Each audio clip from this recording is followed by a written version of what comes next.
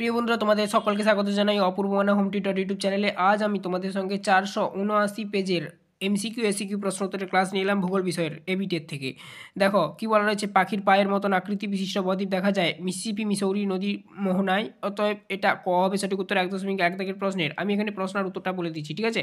1.2 দাগের প্রশ্ন দেখো, মহাদেশীয় হিমবাহ অঞ্চলে বরফমুক্ত পর্বতের শীর্ষ দেশকে বলা হয়, উত্তর হয়ে যাবে নুনাটক্স। 1.3 দাগের প্রশ্ন দেখো, বায়ুর গতিবেগ মাপক যন্ত্রের নাম, উত্তর হয়ে যাবে হাইগ্রোমিটার।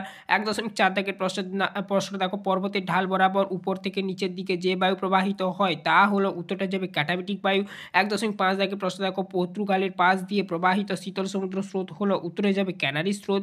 1.6 দাগের প্রশ্ন দেখো, পৃথিবীর গুরুত্বপূর্ণ মৎস্য আহরণ কেন্দ্রগুলির উন্নতি লাভ করেছে, উত্তরে যাবে উষ্ণ ও শীতল সমুদ্র স্রোতের মিলনের ফলে। অর্থাৎ অপশান গ হবে সঠিক উত্তর। 1.7 দাগের প্রশ্ন দেখো, একটি জৈব ভঙ্গুর বজ্রের উদাহরণ দাও, উত্তরে যাবে ধানের খোসা। 1.8 দাগের প্রশ্ন দেখো, সাতপুরা হলো একটি স্তূপ পর্বত, অপশান ক হবে সঠিক উত্তর। 1.9 দাগের প্রশ্ন দেখো, একটি পশ্চিম বাহিনী নদী হলো, উত্তরে যাবে নর্মদা। 1.10 দাগের প্রশ্ন দেখো, ভারতে অরণ্য গবেষণা কেন্দ্রটি অবস্থিত, উত্তরে যাবে দেরাদুনে। তারপর দেখো 1.11 দাগের প্রশ্ন দেখো, তন্তুজ ফসলের উদাহরণ হলো, উত্তর হয়ে যাবে তুলা। 1.12 দাগের প্রশ্ন দেখো, আধুনিক যোগাযোগ ব্যবস্থার একটি পদ্ধতি হলো, উত্তর হয়ে যাবে যে উপরে সবকটি, মানে কি কি রয়েছে, mobile phone, internet, remote sensing, এগুলো সবগুলোই হবে। 1.13 দাগের প্রশ্ন দেখো, ভারতের সর্বাধিক জনঘনত্বপূর্ণ রাজ্যটি হলো, উত্তর হয়ে যাবে বিহার। 1.14 দাগের প্রশ্ন দেখো, ডিগ্রি সিটে আর এফ, এটা হবে ডিগ্রি সিটের আর এফ যেটা, সেটা হচ্ছে কি 1:, হচ্ছে তোমার 20,50,000, ঠিক আছে, অর্থাৎ 1:2.5 লাখ। এটাই মনে রাখবে সহজ কথায়, অপশান ক হবে সঠিক উত্তর।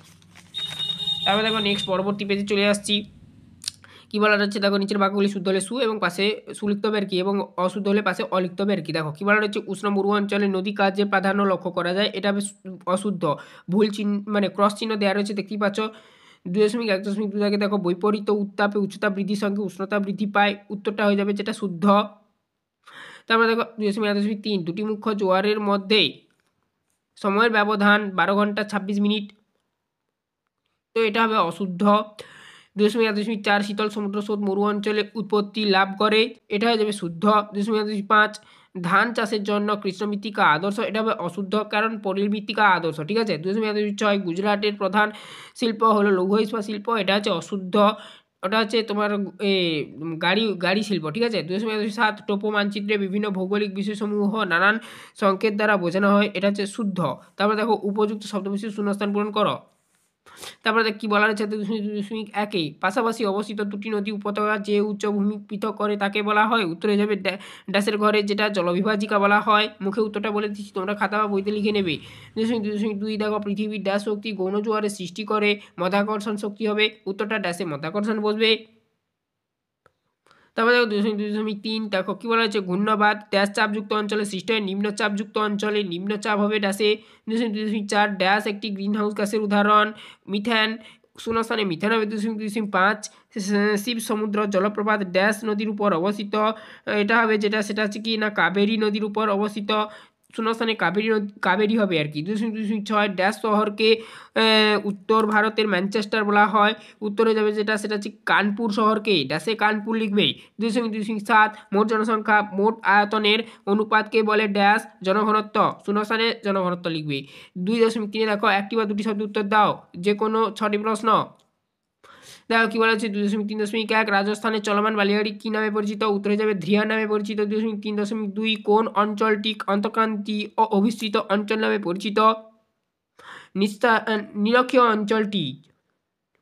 2.3.3, পৃথিবীর বৃহত্তম মগ্নচড়ার নাম কি, উত্তরে যাবে কি না, গ্র্যান্ড ব্যাংক। 2.3.4, ভারতের একটি বৃষ্টিছায়া অঞ্চলের নাম লেখো, উত্তরে যাবে শিলং। 2.3.5, ভারতের শুল্ক বন্দরটির নাম কি, মানে ভারতের শুল্ক বন্দর বলেছে, তো ভারতের শুল্ক বন্দর কান্ডালা হবে। 2.3.6, ভারতে কোন রাজ্যে বনভূমির পরিমাণ সবচেয়ে বেশি, এটা হবে যেটা, সেটা হচ্ছে মধ্যপ্রদেশ। 2.3.7, প্লাস্টিক কোন জাতীয় বর্জ্যের উদাহরণ, নন বায়োডিগ্রেডেবল। 2.3.8, ইসরো প্রেরিত একটি কৃত্রিম উপগ্রহের নাম বলো বা নাম করো, যাই বলো না কেন, GSAT-20, ঠিক আছে। তো এরপর দেখো বাম দিক ডান দিকগুলো দেখে নাও। বাম দিক ডান দিক কী বলা হচ্ছে, সিলিকন ভ্যালি চলে যাবে সজ্জা, বেঙ্গালুরু তাপবিদ্যুৎ কেন্দ্র চলে যাবে, তার নিচে শিল্পবর্জ্য, তারপর দেখো চা চলে যাবে বাগিচা শস্য, রেল ইঞ্জিন নির্মাণ কেন্দ্র চলে যাবে চিত্তরঞ্জন। এরপরে আমরা ম্যাপ পয়েন্টিংগুলো পরবর্তী একটা আলাদা সেপারেটলি ভিডিও বানিয়ে দেবো। তো এই বেজে আমরা এমসিকিউগুলো সলভ করে দিলাম। চ্যানেলে নতুন থাকলে সাবস্ক্রাইব করে নিও, বেল আইকন ক্লাব সেভ রেখো কলেজ পর্যন্ত সমস্ত বিষয়ের ক্লাস পেতে।